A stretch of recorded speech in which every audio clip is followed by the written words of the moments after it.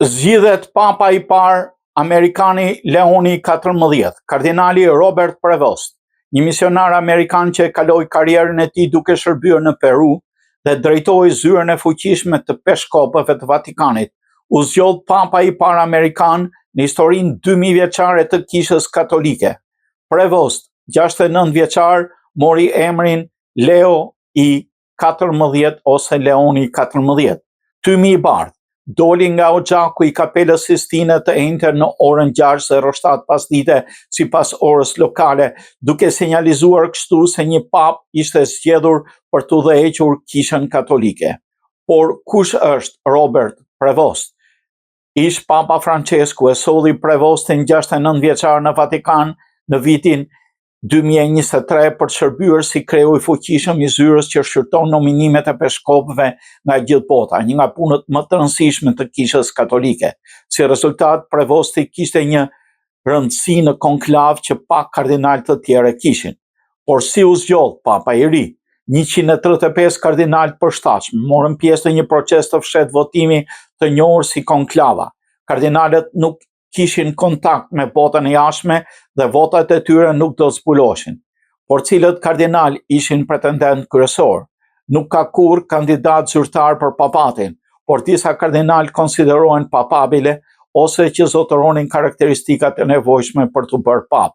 Disa emra përfshinin Pietro Parolin, I cili mbikëqyri konklavin, Luis Tagle, I quajtur Francesco Asiatik, Fridolin Ambrogo Besungu, një kardinal konservator me origjinë nga Kongo, dhe Pier Battista Pizzaballa, potencialisht mund të ishte papa I parë italian në dekada.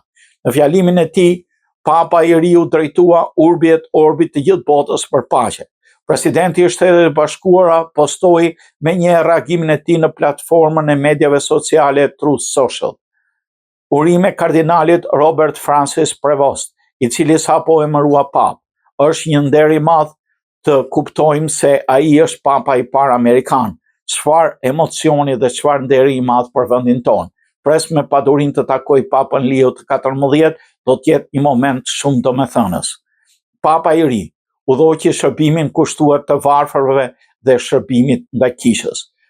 Ai kishte qenë më parë si drejtues dhe udhëheqës I urdhrit të Shën Agostinit, formuar qysh në shekullin e 13 si një bashkësi fretësh lypës të përkushtuar ndaj varfërisë dhe shërbimit të ungjillëzimit. Kërkesat dhe etosi I urdhrit gjurmohen qysh nga Shën Agostini Hippos në shekullin e 5, një nga gjigantët teologjik të devotshëm për krishterimin e hershëm. Urdhri vepron në 50 vende sipas faqes së tij në internet, duke promovuar një spiritualitet kontemplativ, jetë komunale dhe shërbim mes të tjerëve, gjë që e kishte dhe Papa Francesku. Nga lozha e Bazilikës së Shën Pjetrit, papa I parë amerikan në histori kujtoi se ishte prift agustinian e mbi të gjitha një krishter dhe një peshkop, kështu që të gjithë mund të ecim së bashku drejt paqes. Ai foli në italisht e më pas kaloi në spanjisht, duke kujtuar shumë vitet e tij të kaluara si misionar e më pas kryepeshkop I Chiclayos në Peru. Kështu para u bë historia, u zgjodh I pari pap amerikan, urime të gjithë besimtarëve katolik për këtë ngjarje të madhe.